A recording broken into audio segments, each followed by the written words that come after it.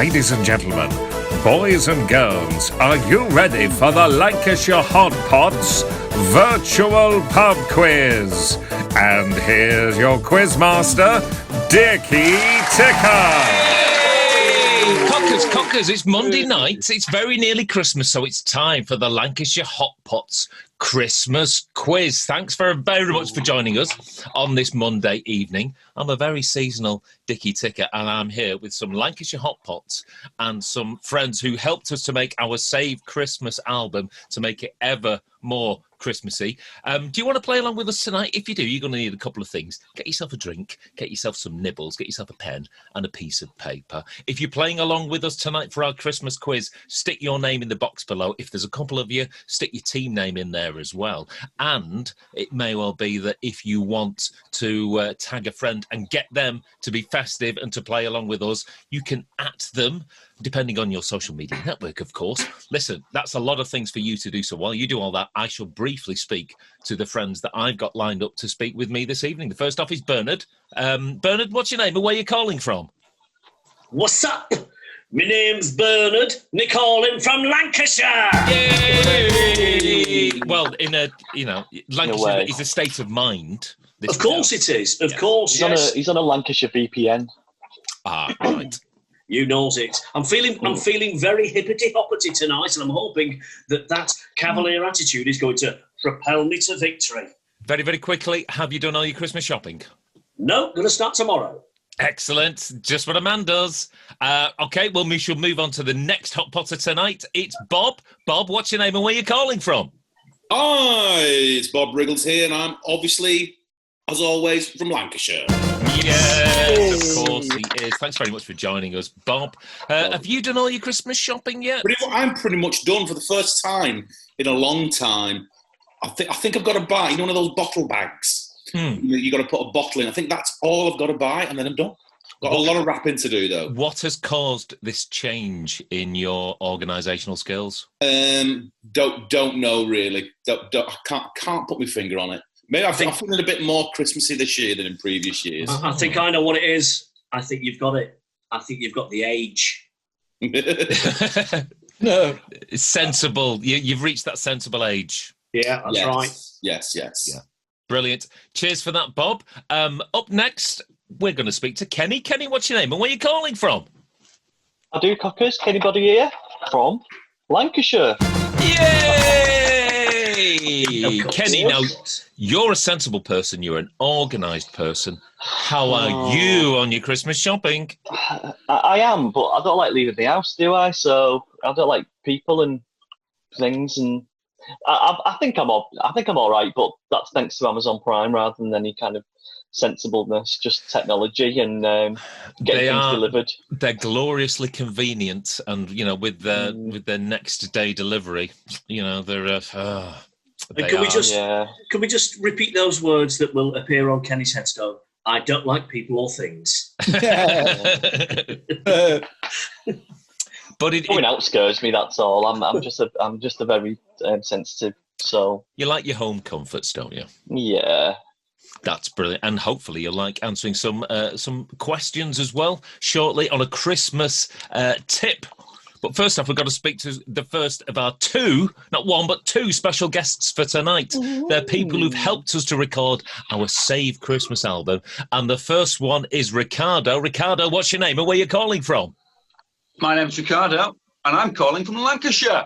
Yes, he is. But of course. He's deep in the heart of darkest Lancashire. The mysterious wilds of the plains of Lancashire. So how organised are you on your Christmas shopping endeavours? Not bad. I think most of the presents I've ordered are in that lorry traffic jam out of Dover at the minute. So that's my excuse for not spending any money this year. Fingers crossed it all gets here for the 25th. Oh, right. You stay there while I speak to the last member of our team for tonight. It's the first appearance on the Lancashire Hotpots pub quiz. It's our long-established fiddling friend. It's Kevin Ferret. Kevin, what's your name and where are you calling from? My name's Kevin Ferret, and I'm calling from Lancashire. Yay! Now, are you definitely calling from Lancashire, Mr. Ferret? What's the answer to that? Yes is the answer. Yes. Well, we always say Lancashire's a state of mind. Yes. So you can be geographically placed in another part of the world and yet still be connected to the great sort of Lancashire matrix. Yes, absolutely right. I think that is the answer. Now, looking at your seasonal jumper there, you do look like a very organised chap. Have you done all your Christmas shopping yet? I haven't done an enormous amount. The lady that's... I've done it all. The power behind the throne. Now we see how it rolls. Yes. That's the truth of it, I'm afraid. So you outsource your present buying. Yes, see, that's the level of organisation I'm working on. You see, having performed with the Hotpots for so long, he has people to do that for him. Well, that's the level I'm on. That's the level of fame, fortune, and just the level I'm on from my my association with the Hotpots. That's what it's brought me. It's incredible. It's wonderful to have both you and Ricardo on as our special guests this evening. Thank you very much for joining us. Slight difference to the quiz tonight. We've completely blown the format wide open. All these questions, and indeed there are 20 questions, are on a Christmas theme. I'd like to think that maybe they're a little bit easier than some of our sort of recent quizzes, so you should all have a good chance on a lot of these. Now then, Hotpots and chums that are with me tonight, are you ready? Yes. Hotpotters at home on the social medias, are you ready? Well, let's get quizzing. Yes. Here we go. It's a big one this week. Question number 1 is music. And, of course, whenever we think of Christmas music, we think of the Pet Shop Boys and their Christmas number 1, Always on My Mind. But in what year was that number 1? Was it A, 1986, B, 1987, or C, 1988? Ricardo's going to get this. Yeah. An easy one for him. Maybe we'll all have our own little specialties. So what year was Always on My Mind, the greatest ever single ever? What year was it number 1? Was it A, 1986, B, 1987, or was it C, Christmas number 1 in 1988? You are just missing out Stay Another Day, which probably is the best Christmas song of all time. Yeah, that's pretty good. That's another stream, that is. Christmas number 1 arguments. Question number 2 remains, as per usual, films. And Die Hard is a Christmas film, with Bruce Willis battling those German baddies at the Nakatomi Plaza. Now then, John McClane was helped by LAPD cop Al Shepard. But what was Al buying from the gas station when they first spoke? Was it A, Pop-Tarts, B, Twinkies, or C, donuts? So in Die Hard, Bruce Willis had help from that desk cop, Al, and he was talking to him over the walkie-talkie. But what was Al buying from the gas station when he first got in touch? Was it A, Pop-Tarts, B, Twinkies, or C, donuts? It'll come as no surprise to you to know that I've never seen any of the Die Hards. No, you need to rectify that immediately. Also, never seen any of the Rambos. Just throw that in there. Oh, what? Why do I watch First Blood? Why? I was watching You've got it to watch at night, First Blood. I wasn't concentrating. Well, You've got to watch First Blood just for the end music. It's brilliant. First one's very, very good. Very good. They drew First Blood. Question number 3. Put a sock in it is something you might hear if you were singing on Christmas karaoke. But if you're making mulled wine, you might shout, put a stick in it. What stick would you be putting into mulled wine? So if you're making mulled wine from scratch and you're adding a bottle of red wine into the pan, glug, glug, glug, glug, glug, you're going to be putting a stick into that wine. What stick is that stick? You either know it or you don't. Is brown the right answer? Well, in a way, yes, it is.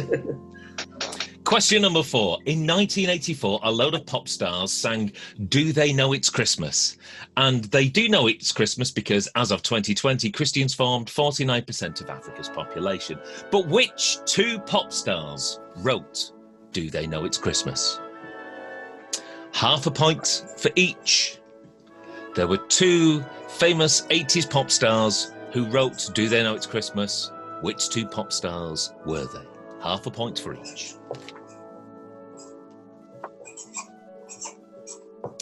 I can still hear scribbling away.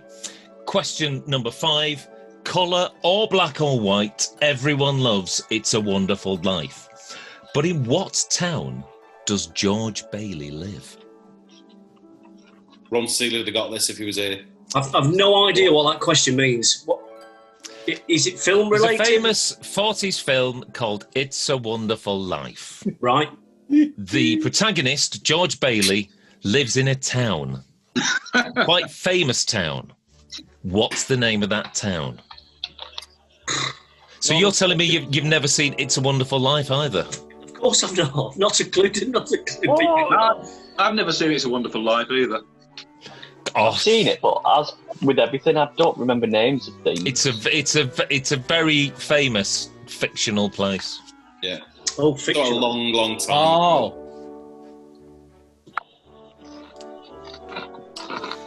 Okay. There'll be people out there waving their fist at the screen. Well, hopefully, you might fare better with question number 6. Which song was a Christmas hit for both Harry Belafonte in 1956 and Boney M in 1978? So Harry Belafonte in 1956 and Boney M in 1978 had a hit with exactly the same song. What's the name of that song? Think Boney M and Christmas, you should get that. Rock the boat, don't rock the boat, baby.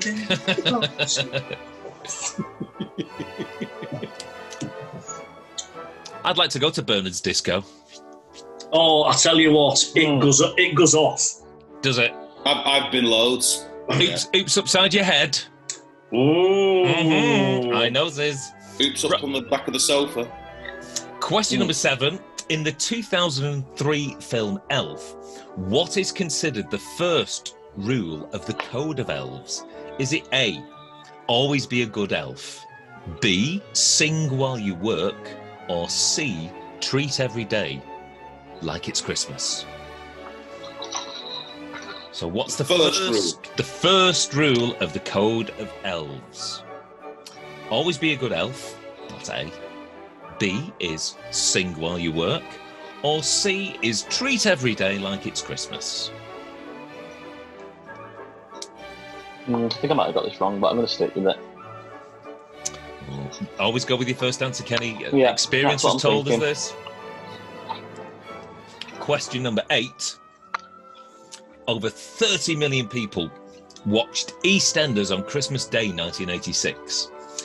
In that episode, what did Dirty Den give Angie Watts? Was it A, divorce papers, B, the deeds to the Queen Vic, or C, a copy of the Christmas Radio and TV Times? I watched that as a child and I was absolutely engrossed by that episode. I didn't really know this situation. I couldn't understand it, but it was mesmerising. I don't watch it now. It's funny. One of my college friends at the time, because I was at 86. I had well, it depends when in 86 that I'd have been. Last year at school or first year at college. And one of my college friends, I remember, was speaking to me on the phone, and I had EastEnders on in the background, and he went, "Oh, should I phone you back? It's obviously not a good time." And basically, there was all this rowing going on in the background, and he thought there was a Barney, a Ticker household. It was just EastEnders that was on. So yes, I can't remember whether I repeated that. So yeah, what did Dirty Den give Ange on Christmas Day, EastEnders? Was it A, divorce papers, B, the deeds to the Queen Vic, or C, copy of the Radio and TV Times? Can I just take this moment to let everybody know that a digital version of the Hotpots Save Christmas is available at all good online shops. And when you say all good online shops, that just means the Hotpots shop. Yeah. Yeah, Because that's the only good online shop there is. yeah, exactly. I think all the others are tainted somewhat. Question number 9. The first Doctor Who Christmas special, titled The Christmas Invasion, was broadcast on Christmas Day 2005. It featured the debut of which actor as the Doctor? A. Matt Smith, B. Christopher Eccleston, or C. David Tennant? Doctor Who fans will know this. So The Christmas Invasion 2005 on Christmas Day 2005 featured the debut of which actor playing the Doctor? Was it A. Matt Smith, B. Christopher Eccleston, or C. David Tennant? It'll come to you as no surprise. You can have a guess though. It's one Oh, yeah.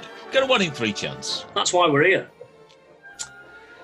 Question 10. In which film did the song White Christmas first feature? Was it A. Holiday Inn, or was it B. White Christmas? There's 2 answers there. There are. You get to choose. In which film did the song White Christmas first appear? A. Holiday Inn, or B. White Christmas? Before you gave the answers, choices there, I had an answer in my head, and it was one of those 2, so I'm going to put that down. That sounds like a plan. Can I just say, I quite possibly have scored 0 so far. Now, don't put yourself down, sir. Oh. It's You the know. taking part that counts. It's not. Yes, yes. Also, worth noting, if you are going to sing White Christmas, you need to add, unlike us in the north, you need to add a lot of H's. So, I'm dreaming of a white Christmas. That's how to do it properly. What a wonderful rendition. Just add some H's. I'm dreaming of a white Christmas. Lancashire Hotpots, Save Christmas, available now. Now then, Fez, you've got a 50-50 chance with this one because it's a potluck question. Thursday the 12th of December this year was the UK's first ever National Pigs in Blankets Day. Is that true or is that false? Thursday the 12th of December was the UK's first ever National Pigs in Blankets Day. True or false? Can I just take this moment to say that my snack this week is pigs in blanket crisps? Perfectly themed, perfectly themed. Good lad. I bought some pigs in blanket crisps as well. Did you both buy those on the 13th? 12. 12? 12. And it's now time for question number 12. Name the Christmas-themed ballet that premiered in Russia in 1892. Was it A, The Christmas Swan, B, The Christmas Cracker, or C, The Nutcracker? So there's Well, a now famous that one I answered straight away. I knew that before you gave the answers. Well, you say that, but Because Sicker's I'm- questions are never that easy. They're easy if you know them, and you know that one. Yeah. It's Yeah. easy. No, Yeah. I think this could be the start of a recovery because, you could have a strong finish.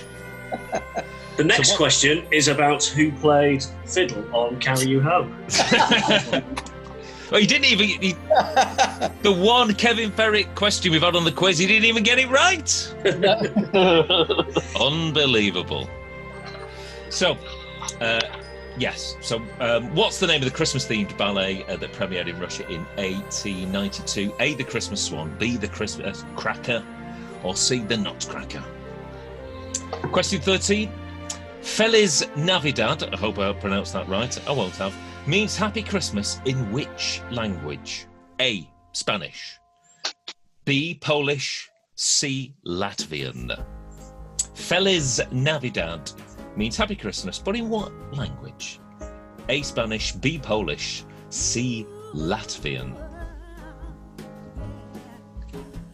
All of which, if you tried to do an impression of, would sound Welsh. It would be. Good old Helga. I wonder what she's doing right now. How are you all doing on the Christmas quiz, Hot Potters? It's a bumper one, but it's taking ages to get through this. Question 14. It's Christmas time, there's no need to be afraid is a line sung by Paul Young on the original version of the song that we've already talked about, 1984's Band-Aid single. But who sang that line on 1989's Band-Aid 2 version? Oh, way. Oh, was it A, Chris Rea? Was it B, KYLIE? Or was it C, Cliff Richards? So the very first line of Do They Know It's Christmas? It's Christmas time. Paul Young famously sang that on the first version, but on the second version, all those years later in 1989, who sang that line? Was it A, Chris Rea, B, KYLIE, or C, Cliff Richards? Obviously, a shoe-in for Bob's Cliff impression later when we do the answers. Question 15. What was the biggest selling Christmas toy of 1980? Was it the Rubik's Cube or the Cabbage Patch Doll?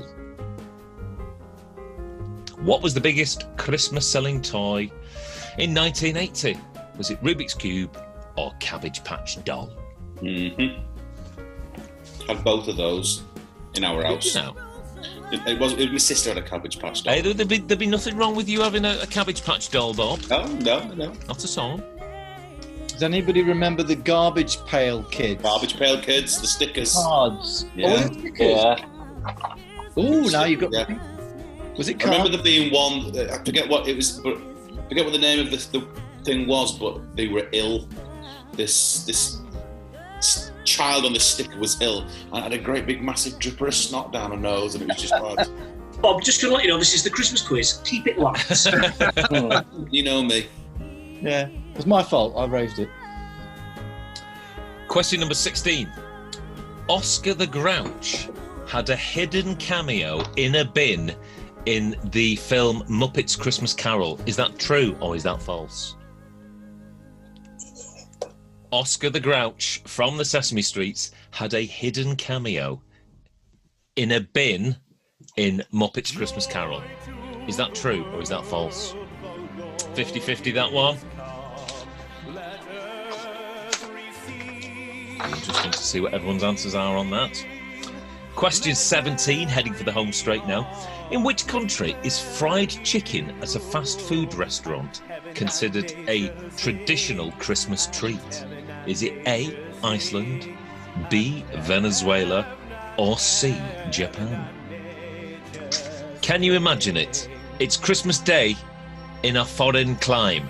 You're not tucking into Turkey, you're going to the KFC. But which country am I talking about? Is it A, Iceland, B, Venezuela, or C, Japan? 3 questions left, and this is question 18. How many different types of birds are mentioned in 12 Days of Christmas? Which one? Our version? Or... Not our version, no. What album does our version appear, Bernard? I'm glad you've asked. It's on the digitally available Lancashire Hotpots Save Christmas. Available now online. What track number is it? Is it track 6? Don't mention track 6. They're all track track 6. Yes. So how many different types of birds are there in the original 12 Days of Christmas? If you can stick your fingers in your ears, you can quickly run through it. Question 19. When I think of Christmas, I think of Fanny Craddock and her famous Fanny Cooks Christmas series from 1975. You can get it on the iPlayer. It's still there. Now then, 2 of the following are Christmas dishes that she cooks on the show, and one of them that I'm about to give you is false. So I want to know which one is the false Fanny. Is it A, white Christmas cake, B, black plum cake, or C, green chocolate log? So those are 3 dishes from Fanny Cooks Christmas from 1975. You can get it on the iPlayer. However, one of them I've just made up. Which one is it? White Christmas cake. That's it. Add the H's. It's important. It's Christmas. A, white Christmas cake. B, black plum cake. Or C, green chocolate log. Which one of those didn't Fanny cook? And the last question, ladies and gentlemen, question number 20. Milk punch is a popular festive beverage that's drunk by virtually everybody throughout the Christmas period, but nobody calls it milk punch. It's got a more common name that it's known as. What is that name? Think about it. It's Christmas, it's a festive drink, its proper name is milk punch. But what name might you and everyone else refer to it as when they drink it? Is it called Lambrini, mate? It's not called Lambrini, and those are your 20 festive questions for this very special Christmas edition of the Hot Pots quiz. That flew by, that. 20 questions. I've never done 20. It was quite intense. It was like doing a music exam, Bob. We all know about those. Well, let's have a little bit of a breather. Yeah, that'd be nice. I was going to say what's everyone doing for Christmas, but nobody's doing anything really for Christmas, are they? No. Nothing doing here, old lad. I'm just going to drown my festive sorrows in alcoholic dandelion and burdock. Did you get that from the same store that you got the batteries from? No, this was next door. Ah, right. The thing about the alcoholic dandelion and burdock is that it really does taste like pop, doesn't it? Yeah, you could. Selection box. A selection box and tuck it in now. Okay, you feel free to tuck in. Go on, tuck in. I think, having done many of these quizzes, and I've just done a bit of maths in my head, even if I get 50% of these questions right, it'll be my best score yet. Oh, we shall have to see. Oh, by the way, this is a non-tournament quiz. I should have pointed that out. So today's quiz is just for fun. It's seasonal. It's just for fun. And yeah, but if I win, I want something. Okay, well, we can arrange that. We can arrange that. Excellent. Thank you. Would you consider getting me a copy of the Lancashire Hotpots Save Christmas? I'd find one from somewhere for you. Thank you so much. I'm sure one of the many Hot Pot fans out there would gladly donate their copy. And if one of the fans at home hasn't got it yet, how can they get that? Well, they might be able to order a digital download copy, maybe by clicking. I don't know whether there'll be a link. There might be. I've got all day tomorrow to edit this, so who knows? Anyway, would any of you out there would like some answers? Oh, you better believe it. Let's do this then. Okay, so question number 1 was Christmas number ones. And we said the Pet Shop Boys had a Christmas number 1, but in what year? Was it A, 1986, B, 1987, or C, 1988? Bernard, I'm not too sure how strong you are on your chart years. I'm terrible, but what I've done is I do remember this. And because, as well, you know, I'm only just into my 30s, I thought if I remember it, it must be the latest date. So I've gone with Crying Eyeball, Sad Times, 1988. Okay. Bob? I couldn't pinpoint this accurately enough. I just went straight down the middle, 1987. Straight down the middle. Thanks for that. Now then, Kenny knows and likes his 80s pop. He's got a fighting chance with this one. Yeah, I was a bit unsure as well, but like with Bob, not so much just went down the middle for the sake of going down the middle. 86 seemed too early and 88 seemed a little bit too late, so I took a punt on 87, which I'm not sure because 87 Christmas is almost 88, so not sure. 87 now. Kenny's applying some logic now, then over to the man who might be able to confirm it for everyone, Ricardo. It is indeed 1987. And you're right, it is the best record ever made. Thank you very much. That's I know. Can we see the answer written down? Otherwise, yeah, that's the right way to do it. Yeah. And lastly, Kevin. My answer is I don't think you can see that. But... See, you went for 1988. Yes. Well, we have to refer to Ricardo's extensive knowledge of the Pet Shop Boys during their Imperial phase. It was indeed B, 1987. Well done, chaps. Good start. And it is the greatest single ever made.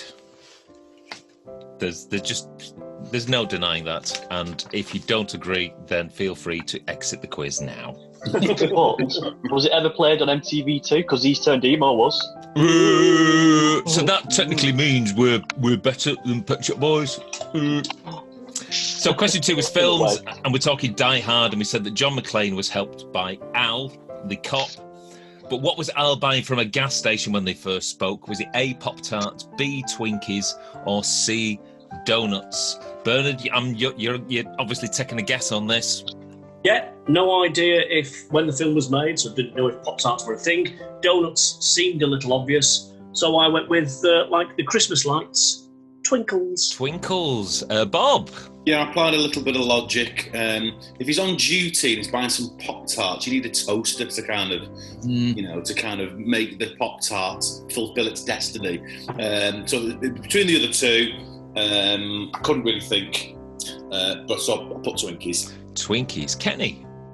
Yeah, I was leaning towards Twinkies anyway, but as with Bernard, I thought donuts were a bit too obvious, so Twinkies. Ricardo? I've seen one of the Die Hard films. I don't know if it was this one, and I can't remember. I don't know. I thought donuts. Donuts. And Kevin? I put C. I thought policemen, they eat donuts, so I put C. Policemen do eat donuts. However, Al Shepard wasn't eating donuts in the film. He was eating B, Twinkies. Oh, dear. We're off the mark. We're off the mark. Oh, yes, sir. Because he lists the ingredients of a Twinkie at one point in the film. That obviously struck a chord with me and no one else. Never mind. Question 3. If you're making mulled wine and you're putting a stick in it, what stick are you putting in your wine to make it a mulled wine? Bernard? Well, I know in previous occasions of drinking mulled wine, I've put a drumstick lollipop in it just to make it a little bit more beautiful. However, for the purposes of this, I've gone with ITV's The Chase, and I've gone with The Sinnoh-Man. Oh, I like it. Bob? Yeah, I went the same way. I spelt it wrong, I think. Cinnamon. I think cinnamon is a funny word to There's a couple of spell. N's missing, probably. Yeah, never mind. It's a bit like rhythm. Never mind. Kenny? Yeah, not sure of the spelling either, but the only stick I could think of that you would potentially put into making something is cinnamon. Okay, and that does look like a correct spelling as well. Ricardo? Yes, also I've tilted for cinnamon. A cinnamon plump. And finally, Kevin? I went with cinnamon as well. Cinnamon is indeed the correct answer. A nice, easy one for you there. But, a nice tip from me there. If you get a drumstick lollipop, just whack it in. Then Makes it a little bit more fruity, doesn't it? whack it in and then give it the old... Dip it back in and give it the old... Very nice. And something for the kids as well over Christmas. Exactly. Question 4 This. was referring to Christmas 1984 and Do They Know It's Christmas? Basically, which two pop stars wrote Do They Know It's Christmas? Bernard, what dost thou reckon? I reckon it was Major GELDOF. Brilliant. Bob? Yes, spelled differently, but the same thing. MIDGE and Bob GELDOF. Kenny? From the sounds of it, it was mostly Major, but yeah, Bob Geldof puts his name to it as well. So. Okay, Ricardo? I've gone the other way around. I've gone Geldof and Ewer. Oh, a different billing. And Kevin? I think you might laugh, but I've put Fergal Sharkey and George Michael. They might have had a hand in it somewhere along the line, but I was looking for Bob Geldof and Major. So half a point if you just got one of those. If you got a Geldof or a Major, half a point for each. In the early 2000s, MIDGE played a solo show in the St. Helens Citadel, and he played an acoustic version of Do They Know It's Christmas last. That was his set closer. Wasn't he also notably very difficult to work with? I have not got information of To confirm or deny. In order to not to libel us, I would probably say that he was probably wonderful to work with. He's just misunderstood, isn't he? Yeah, and let's face it, he's having to deal with people from St Helens, so that'd drive anyone crackers, that wouldn't it? Yeah. Question 5 was all about the famous Christmas film It's a Wonderful Life. But what town does George Bailey live in when he's in It's a Wonderful Life? Bernard, I'm sure this will be interesting for us. Well, I didn't know the answer, so I thought, if in doubt, refer to Star Wars. So I've gone with Tatooine. Bob. I think, is it Bedford Falls? Oh, it may well be. Kenny. I don't know names of places or things or people. I don't know. I was on full marks up until this question, but I've done a Bernard and just gone Yes! If in doubt, just name somewhere in St Helens. Ricardo. Well, when you said it was a fictional town, I obviously plumped for Fulchester. Famous from the Viz. And now I think Kevin Ferret is a cultured hot potter, I think, out of all of them. He might know. I didn't have a clue. I don't know why, but I put Shingletown. Well, it could well be. That's a decent guess. Bob's bang on the money. It's Bedford Falls. Oh, well done, Riggsy. Bob. Yeah. I'm quite ashamed, all of you, for not being fans of It's a Wonderful Life. You need to you lot need to rectify that this Christmas. Are you also a little bit proud that I knew that Tatooine was involved in Star Wars? Oh, that's good for you. It's good for Thank you. you. It's the place on the dark side of the moon where the forest is, isn't it? And they have their they fly around on the lightsabers. No. Right. I think we'll have more luck with question 6. What song was a hit for both Harry Belafonte in 1956 and Boney M in Christmas 1978? Bernard, you'll know this one. Again, it's Christmas disco time. I know. I do hope I've got it because I just hope I have. Mary's Boy Child. Oh, Bob. That's the one I put as well, Mary's Boy Child. Kenny. Don't know names of songs and places and things and people. The only words I could remember for it is that angels sing. So I thought, rather than do a billion, not put anything, I've just put that on a punt. Okay. But yeah, now that the other two have said it. Yeah, it's triggered something. Ricardo. I've also gone for Mary's Boy Child. And Kevin. I really am going to look a complete clown here, but I put By the Rivers of Babylon. Well, it was a Boney M hit. Yeah. There's no getting away from that. But the answer I was looking for was Mary's Boy Child. Excellent. Oh. And that has a fondness for me because whenever it's on Christmas radio at work and it goes, Mary's Boy Child, Jesus Christ, I go, Jesus Christ. And they go, what's up? I go, nothing, just singing. Just singing. For every chorus that they do it, I do that, and they always fall for it. Fantastic. You must be so much fun at work. Oh, the hours fly by. Now as well. Yeah, it's a wonderful thing. You can do that in Tesco. Yeah. People go, is he all right? And you go, yeah, just sing it along. Terrible. Right, question 7. 2003. Sorry. He's got a bit. It's because the question next one is the EastEnders question. I'm getting there already. Let's revert back to normality. The received pronunciation. How deep did you go then to get normal? And let's reverse to the normality. Alan's deep bath. So, in Elf, let's just cut to the chase. What is the first rule in the code of elves? Is it A, always be a good elf, B, sing while you work, or C, treat every day like Christmas? There may well be a few guesses on this particular question, Bernard, but what did you plump for? Yeah, I just went with the most ridiculous. I went C. Okay, Bob. Yeah, if it's going to be rule 1 in the elf code, it's got to be almost like a mission statement, hasn't it? And the most mission-y statementy one of those was treat every day like it's Christmas. Okay, Kenny. See, now you may recall me saying I've probably got this wrong, but I'm going to stick with my first answer.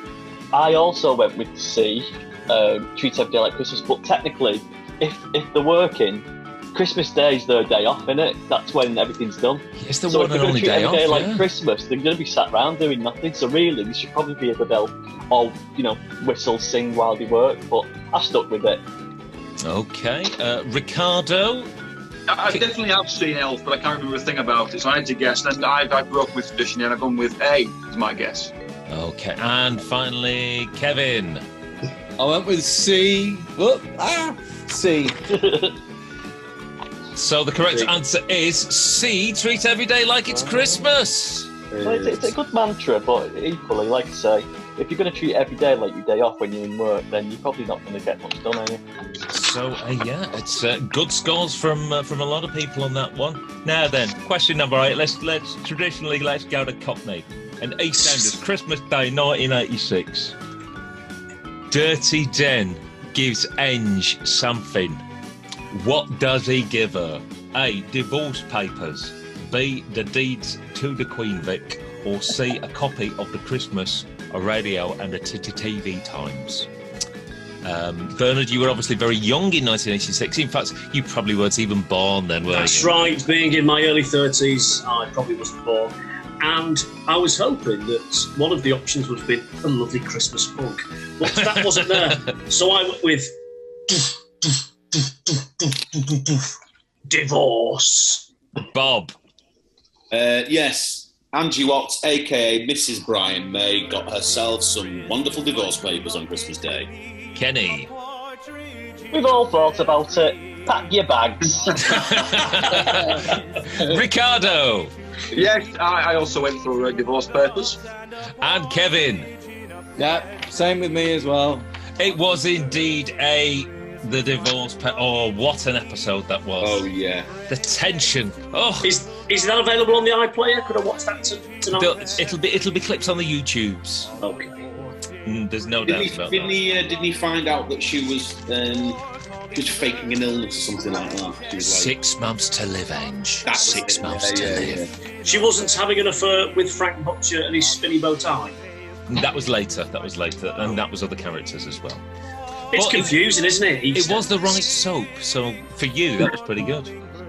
Cheers. Can I just say something really, really quickly? You know your song that's talking about the Bacardi Breezer and the Southern Geezer? I always wanted to play being a genuine Southern Geezer as I am, right? I always wanted to play in the Lancashire Hotpots video the Southern Geezer. We've never done a video. I've got never an idea done a for video for Bitter I've got an Lager idea Cider for it. Hamster. Oh, right. I'll share it with you. I think I might have shared it with Bernard previously. So maybe we could hit him up. maybe for this that. time, Oh. Yeah, there's still time, babies. There you go. Dreams can come true. Look at me, babe. I'm with you. According to your woman. Right, let's get back to question number 9, which is all about Doctor Who, when it was good. The Christmas Invasion, Christmas Day 2005. Who becomes the Doctor? Is it A, Matt Smith, B, Christopher Eccleston, or C, David Tennant? I don't think Bernard... Well, actually, you have a daughter, so, you've seen a bit of Doctor Who, I'm sure. I've seen the odd episode, and I think... what were the names again? Matt Smith, Christopher Eccleston, David Tennant. So I think Smithy was the most recent, Tennant were the middle, and then I think 2005 was quite a long time ago, so I've gone Echo. Okay, Bob. Yeah, 2005 is in fact a very long time ago now. Too long ago for Matt Smith or David Tennant. It's Christopher Eccleston, I think. Okay, Kenny. I think Well, Kenny might have a different I'm answer. I'm quite confident anyway, but Christopher Eccleston's first appearance, I don't believe, was a Christmas episode. Like you say, Matt Smith's a bit further on than 2005, so I've gone Tennant. I'm pretty sure it's Tennant. Quite confident in that one. Ricardo. Yes, I used the same logic as Kenny for that. I didn't think Eccleston's was a Christmas episode, so I also went for David Tennant. And finally, Kevin. 2005 doesn't seem like that long ago to me, so I put C, David Tennant. The correct answer is C, David Tennant. Oh, Yeah, does he spend half of it in bed? Really? He does spend the majority of the episode in bed. Easter 2005 was when the show was resurrected with Christopher Eccles cake. And he only had The one mannequins. season. Yes, That's the his first Autons. episode.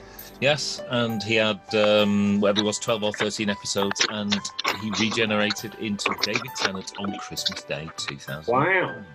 So there you go. That is a long time ago, though, isn't it? Yeah. Yeah, He has like a big sword fight in his pyjamas, doesn't he? with the Sycorax. Yeah. So we're now on question 10. In which film does White Christmas first feature? A, Holiday Inn, or B, White Christmas? Oh, it's a puzzler. Bernard, can you solve the puzzle? No, just went B. Okay. Bob? I went White Christmas. Kenny? Yep. Same. Ricardo? I guessed at Holiday Inn. And Kevin? Holiday Inn. The correct answer is A, Holiday Inn. Well done, boys. All going wrong. So it was first featured in Holiday Inn, and then they basically said, "Oh, this song is now so famous it can have a film of its own." Oh. It wasn't a film called White Christmas. Beg your pardon? It wasn't a film called White Christmas, but it first appeared. Yes, that was the question. If it's all right with everyone, I've run out of Christmas buzz pop, so I'm just going to go and half-time oranges, grab another one, back in 2. Okay. I'm sure we can kill some time. How would you like to best spend this, Bernard? Oh, hello. Be back. Have you gone for? Oh, you can't hear. Hiya. Hiya. Have you gone for another alcoholic dandelion and burdock? No, thanks to Mrs. Ticker, and if you could give her our laugh, I've gone for a tiny rebel. Ooh. Welcome to the party, pal. I've got one of those as well. Look at that. Oh, Which yeah, is- I've not tried mine yet. Looking forward to it. It says it's hazy on the eye, coconut and lemon on the nose, with coconut and tropical creamy on the taste. Very nice. And what's it taste like? It's bang on the money. Excellent. Right. 6-10. 50-50 time, potluck for question 11. Thursday the 12th of December was the UK's first ever National Pigs in Blankets Day. True or false? I went with false because, being a big sausage lover, I would have liked to think I'd have heard about it. So I've gone false. He's gone false. Bob? I always give you the benefit of the doubt on these things. I nearly always put true, and I put true this time. Okay. Kenny? Yeah, I decided that there's a lot more people going vegetarian and vegan these days, and meat wrapped in meat is probably not something to be celebrated. So I've gone false. Ricardo? Yes, I've also gone for false. And Kevin? I went with true. Well, as much as a vegetarian like me hates to say it, but that is actually true. Why wasn't this publicised? Why didn't I know about this? Very poorly marketed. Very poorly. But yeah, well, as Kenny was saying, more people are switching to the dark side and following me and not eating meat. So I think they need the meat marketing board needs to do everything they can in order to get you munching on the meat. They've got prime consumer right here. I could have had just a tray bake full of pigs in blankets. You'll know for next year, won't you? No, I'll forget by the end of the quiz. Christmas. What was the date again, Bernard? Thursday the 12th of December. In fact, people can put that on their Hotpots calendar. I think Bob's point was if Bernard's probably already forgotten. Even seconds after Dickie had asked the question, I said it was the 13th of December, so I've got no chance. Have you not come up with a veggie version of pigs in blankets yet? Because they've got a veggie version of everything else. I think M&S might do vegetarian pigs in blankets. Well, and of course, if you wanted to wrap a sprout in a cabbage leaf. Same difference. Pussy eater, I'll probably pass on that. So question 12, I said name the Christmas-themed ballet that premiered in Russia in 1892. Was it A, the Christmas Swan, B, the Christmas Cracker, or C, the Nutcracker? How are you on ballets, Bernard? Fantastic. My little Bernadette has been going to ballet since she was knee-high to a ballerina. So I know that the answer is the Nutcracker. Bob? Yeah, I also put Nutcracker. That was the only one I vaguely recognised. Nutcracker. Kenny?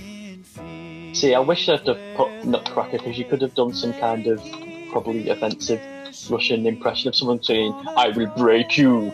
But I went with Swan because it sounded more Christmassy. Okay, Ricardo? Yeah, I plumped for Nutcracker on the strength that I'd heard of it. Well, and that's good enough for me. And I might have had a sneaky peek at your answers already, Mr. Ferret. Yes. Yes, if you know your ballets, you know it is C, the Nutcracker. Although I do like Kenny's idea for a talking, actual Nutcracker that's got various torture-like phrases in an Arnold Schwarzenegger accent. Also, was it Ivan Drago performing the Nutcracking? Yeah, if it cracks, it cracks. I like it. Now, I'm not going to do any accents for question 13, but I will say Feliz Navidad means Happy Christmas, but in which language? A, Spanish, B, Polish, or C, Latvian? Let's keep it accent neutral, Bernard. Which one are you going for? I'm pretty confident on this. This is the one I'm the most confident on of all 20 answers. And I think it's Feliz Navidad. He's gone for the Spain. Bob? I was trying to visualise it, and the very first word does it would look a bit Spanish, but also there are lots of Z's in Polish and Latvian as well. So I went with the less obvious of those two, Latvian. Okay, Kenny. I work with a Polish chap called Rafał, and I've worked with him for 2 Christmases now. This will be the third one coming up, I think. And if he's wishing me Happy Christmas in Polish, and it turns out it's Polish, and I've not put Polish, I'm probably going to be in trouble. But I went Spanish because Feliz Cumpleaños is like happy birthday, so I thought that'll do. Similar. Ricardo? Yes, it felt a bit Spanish to me as well, so I went for Spanish. He's gone for the Spain. And Kevin? Yeah, me too. Spanish. It is indeed Spanish. Yeah. So, Rafał in the eyes once again. Who sang it? Because it comes on Christmas radio. Who sang Feliz, the version of Feliz Navidad? I don't know. We'll Google it. Goes, Feliz Navidad. Feliz Navidad. Feliz Navidad. Some other things in Spanish, and it sort of ends like that. I'll just have a quick look. Even though I've never heard it, I feel as though I've known it all my life. Well, while you carry on googling, which is the name of the new. It was Jose Feliciano. Jose Feliciano. I've just don't do that because it'll set off the concept match. Oh yeah, sorry. Yeah. Otherwise, this will never get published. I've just realised Carry On Googling is going to be the name of the next Carry On film. Question 14. We're referring back to Band-Aid again, and the first line, which was sung by Paul Young in the original. Please press us on our Paul Young anecdote the next time you see us. I think I've told Ricardo our Paul Young anecdote, but we can't tell it now. He was a lovely man, and he had a photo with Bob. Yes, the anecdote. Yes, that is, yes. But who sang It's Christmas Time, There's No Need to Be Afraid in the follow-up version, the Band-Aid 2 version? Was it A, Chris Rea, B, KYLIE, or C, Cliff Richard, Bernard? What do you reckon? I got confused. Band-Aid 2, was that like that was the stock, in the 90s? It was 1989. It was the stock Aitken and Waterman version. Because my first answer, which I wrote down, was Chris Martin, because I thought he did the one. That was Band-Aid 20 on the thing. So then when you said it was 89, I went for classic fodder. Went for KYLIE. Okay, Bob. Yeah, 1988, and then, as you just said there, then stock Aitken and Waterman. Yeah, in prime position, it must have been KYLIE. Okay, Kenny? Yeah, Stock Aitken and Waterman. They're going to put the prize cow up front, aren't they? Not that she's a cow, she's a lovely lady. Ricardo? I couldn't remember, but I figured if Cliff was involved, he'd have insisted on being first. You know Cliff's like. Oh, yeah. That's why I plumped for Sir Clifford, my old showbiz pal, Sir Cliff Richard. Yes, and Christmas competitor, no less. And finally, Kevin. I went for Cliff Richard as well. Ladies and gentlemen, the prize cow was put first. It was B. KYLIE. The prize cow. What would she get if? Shorts. What would we get for her if we put her to market? Oh, and of course, I forget that this is the obviously the Christmas Hotpots quiz, and we do actually have someone who was in a Christmas top 10. Was it number 3 or on number 4? No less, Ricardo. Number 4. That's number 4 there. Beaten by John Lennon, Westlife, and somebody else. Who's Cliff? Ricardo, a quick question about that. Would that be something that you would hear on something like Save Christmas by the Lancashire Hotpots, available from download? I'm going to say yes, it would. And if you buy a copy of Save Christmas, then yes, I think you would hear that. So Ricardo, when Christmas comes round, does it fill you with a warm glow of all those times gone by? That warm glow of disappointment and yes. and lost Have you retired on the royalties? No, not. You know who gets the royalties for that? Roger Miller, and he's dead. He doesn't need it. He doesn't need it. Unbelievable. Have a heart, the Miller estate. Question 15. What was the biggest selling toy of 1980, I asked. Only one of 2 options, Rubik's Cubes or Cabbage Patch Doll.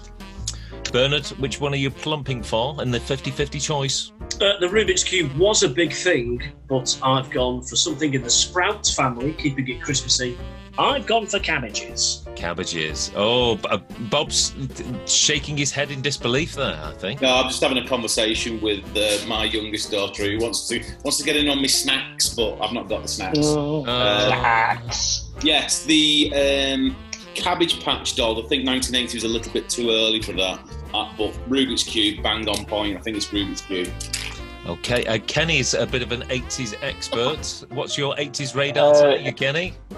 I think they were both big hits, but same as Bob, I think it was a bit early for the Cabbage Patch, so I've gone Rubik's Cube. He's gone the Cube. Ricardo. Yeah, I've gone with Cube as well. I remember playing a Rubik's Cube the following summer, so it must have been that Christmas. So yes, that's my reasoning.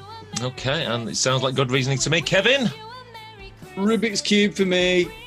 It was indeed the Rubik's Cube. The Cabbage Patch Doll only came out in 1983. So Yeah, if you've got 80s. Rubik's Cube at home, well done to you. I've got a confession to make for a man of my age. Yes. I didn't hear the part of the question where you said that they were in different years, or that they weren't in the same year. So sorry. Let myself down there. Your ears did have a bit of a pounding last night. Yeah, let myself down. Never mind. But there's another 50-50 one where people might have a good chance of getting something right. I said Oscar the Grouch has got a cameo in the Muppets Christmas Carol film in a bin in the street. Is that true or is that false? What do you reckon, B? Dickie, can I ask you a question? Yes. Have you seen West Side Story? Yes. Sorry. You know the Jets and the Sharks? Yes. Well, they don't get on, do they? They don't. Equally, Muppets at Sesame Street, it ain't going on. It's false. If the Grouch was on the street, he'd have been taken down. Bob. Surely the Sesame Street and the Muppets were both inventions by Jim Henson, weren't they? Yes. True. 2 opposing views to start Different us off. crews, though, man. They were different crews. They're from different ends. You don't get how this goes down on the street. Kenny. I'm not 100% sure, but I'd like to think it's true. Okay. It feels like, yeah. Ricardo. I agree with Bernard. I don't think that they've got on at all well. And then there's the intellectual property, of course. They're constantly competing. So I've put false as well. Yeah, you're dead right. Big Bird would not have let this fly. And Kevin, like me, you are finding the Christmas hat incredibly warm. But what was your answer? Yeah, I think that I think I got. I've seen this film quite a few times, but I thought it was true. Ladies and gentlemen, it's completely and utterly false. I just made that up. Oh. Yes, Ricardo. They might share a cinematic universe, but I just made that up. Although Oscar the Grouch did appear in a Sesame Street Christmas Carol, which was a 2006 direct-to-DVD production. I suppose it's like Marvel, innit? That you can't always have the same Marvel things in the same thing, even though they're all Marvel. It's like the Fox Sony thing. Yeah, I mean, that makes no sense to me, but you bang on. Question 17. I asked which country is fried chicken... sorry, I'll say that again. In which country is fried chicken, with a lot of F's, at a fast food restaurant, a traditional Christmas Day treat? A, Iceland, B, Venezuela, or C, Japan? Picture the scene, Bernard. It's Christmas Day in a foreign clime, and you're eating KFC. Which country are you in? I don't think it has to be KFC. So I was hoping you were going to say some sort of American thing. I think with my basic geography that this place is sort of south of America, so I went for Venezuela. Bob?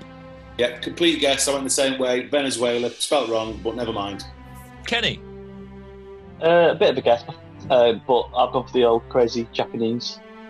Crazy Japanese. Ricardo? Same reasoning, because they're mental. I went for Japan as well. The reasoning for the seasoning. And Kevin? My son is obsessed with this country and is actually learning Japanese. And he told me the other day that is what they eat at Christmas. So I put C. I think your son has earned you a point on the Christmas quiz. It is indeed C, Japan. Amazing. Believe it or not, an average of 3.6 million Japanese families, not individuals, families, enjoy it as a Christmas meal every year. Take those pieces of coal out of his stocking, Fez, and give him something nice, like a tangerine or a piece of fried chicken. Or KFC. Or a K, yeah, treat it to a KFC. Treat it to one of those hash browns that's got the hollowed out middle for the gravy. So we are remaining on birds of a sort for question 18, and I said how many different types of birds are mentioned in the original version, not as good as ours, 12 Days of Christmas. Bernard, think of a number for birds. Yeah, before we all give our answers, could we all give our answers like an Australian so it sounds like a question? If that makes sense. You'll see. So here's my answer. 3. Bob? 6. Kenny? 6. Ricardo? 40? No, I said types of birds, not... So how many birds? So would you like to? I thought it was a trick question. No, I thought you might have been tricking us, and it might have been like how many. No, listen to the question. Yeah, you said it a second time, and I was also expecting sort of a multiple choice thing as well, so I wasn't fully paying attention. So are you going to stick? Are you going to? For the I'm going to stick with 40. You're going to say, okay, that's fine. It's Christmas. It's Christmas. Yeah. And finally, someone who might have been paying attention, Kevin. Excellent. My answer was 6, if you can even see that. And the people who put 6 are indeed correct. We're talking partridge, we're talking turtle doves, we're talking French hens, we're talking calling birds, we're talking geese, and we're talking swans. Pretty much from 7 down minus the 5 gold rings, innit? It is, really. But I still think our version I say our version, Ricardo's version. Thanks, mate. Is better than the original. Question 19, we are very much on the home stretch now, and we're talking Fanny Cooks Christmas. One of these is not a dish that she cooked on her 1975 show. Which one is it? A, white Christmas cake. B, black plum cake. Or C, green chocolate log. Bernard, what do you reckon? I think you were feeling a little bit fruity when you came up with this answer. Black plums. Bob? I went with surprisingly another guess, green chocolate log. Kenny? Well, green chocolate log sounded too mental, and it was too obvious to go for. Black plum sounded reasonable, so I went with the white Okay, blank. White cake, Ricardo. Yes, I've tilted the black plums as well. And finally, Kevin. I was with Bob and I put C, which is the chocolate. Well, she cooked some funny things on that show, including a mincemeat omelette.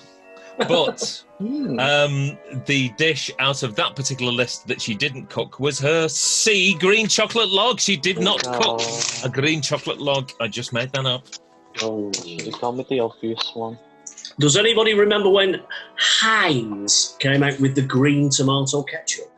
Oh, yeah. Yeah. Wrong. Bit odd, wasn't it? Very odd. Don't like ketchup. And I wonder, in the episode of Fanny, do we get any information about how she blackened those plums? we're going to all have to watch that on the iPlayer to find out. Excellent. As I say, her a mincemeat omelette is truly she covers an omelette in icing sugar. During the preparation of that dish, did she actually squeeze the plums at all? Who knows? Who knows? Question 20. The last question. Moving on. Moving swiftly along. And I'm talking milk punch. It's something that's drinking very frequently over Christmas, but nobody calls it milk punch because it's got a more common name. What is that name, Bernard? I've just had an educated guess by a man in his early 30s. Negog. Bob. Yeah, it's got to be eggnog. 2 for the eggnog. Kenny. I thought maybe snowball, but yeah, I went eggnog. Played it safe. Oh, it's a clean sweep for eggnog so far. Ricardo. I love a bit of the nog. Oh, and is Kevin going to make it 5 nogs in a row? I put peach snaps. There's always one, isn't there? I was looking for either eggnog or Advocaat. I will allow, if you at home have got Advocaat, I will allow that because that is the Dutch name for the eggnog. Those are your 20 questions for this Lancashire Hotpots Christmas quiz. That felt like an absolute marathon. Thank you very much for playing along. What I'd like you to do now is to tot up your scores, to put your answers, to your totals rather, in the box below, how many you got for our bumper Christmas quiz, and we can see whether or not you got more or less than the assembled Hot Pots and our very, very special Save Christmas guests. So Bernard is obviously creating a wonderful graphic creation to accompany... Team, listen, before we even get to numbers, I am super proud. As well, you should be. I think everyone had a pretty good week this week. Not only proud of my score on the quiz tonight, but proud of this new record by the Lancashire Hotpots. It's called Save Christmas, and it's available for digital download by the Hotpot Shop. Thanks, Bernard. But enough talk of product. What's your bumper score for this Christmas quiz? Before I even show you the score, I'm going to let you know what the score is by performing a different task. Legs 11! Legs 11. Who'd have thought we'd ever have the number 11 on a Hotpots Christmas quiz, which normally has traditionally 10 questions. Cheers, guys. Do you want to pay out the winnings now? Or? No, we can't do that yet. It's not like internet betting where we potentially pay it out early. We've got to go through all the scores. Bob, what did you get? Hold on to those bets. I've got 15. Whoa, 15. That's big and strong. That is big. Kenny, what did you get? Unlucky for some. 13. 13. Oh, okay. Bob's taking a threatening lead at this stage, but there's 2 people to go. Ricardo, what was your score on the Christmas quiz? Incredibly, I also got 13. Oh, and there's only one man that can dethrone Bob, and that's our fiddle player, Kevin Ferret. I'm just going to put it out there with peach schnapps as an answer. I'm going to think it might... Ferret, what have you got, son? You just poleaxed me. Oh, it was a stupid answer, wasn't it? Oh, he would have got 13, but he done. got 12. That's still a high scoring round from all the Hot Pots, and it means that Mr. Bob Wriggles is the winner of the Lancashire Hot Pots Christmas quiz. Well done, bud. Guys, do I get a present for that? No. Nope. You sort of already had one on Saturday night, didn't you? No. Well, yeah, Mrs. Dicky Ticker bought me 2 excellent beers, some selection boxes. Yeah, and I've smashed those. And you got a box of 40 beers as well. 40 beers, 40 beers from the Hot Pots. And thing is, unlike me, who's like a quiz puppy, who does loads of naughty stuff, so needs to be rewarded with a good behaviour, you're like a well-trained quiz dog. Quiz dog on the brew dog. Yeah. My youngest daughter, she made up a song today, which was for this particular scenario. Oh, Christmas tree, oh, Christmas tree. Very good. Oh. Do we have to You should put them on an album with Children Who Need and other Children such. who need, children Classics. who need. Fuzzy will help. Fuzzy will help. That is the end, yeah. And on that bombshell, that is the end of the 2020 Lancashire Hot Pots Christmas quiz. Thank you very much indeed for playing on this particular quiz and all the other quizzes that we've had in 2020. We're going to have a break now for a couple of weeks while we basically get refreshed and or indeed drunk on a Monday night. Thanks very much indeed for playing. We will see you at some point in the new year. Ta-ta now. Ta-ra! Merry Christmas.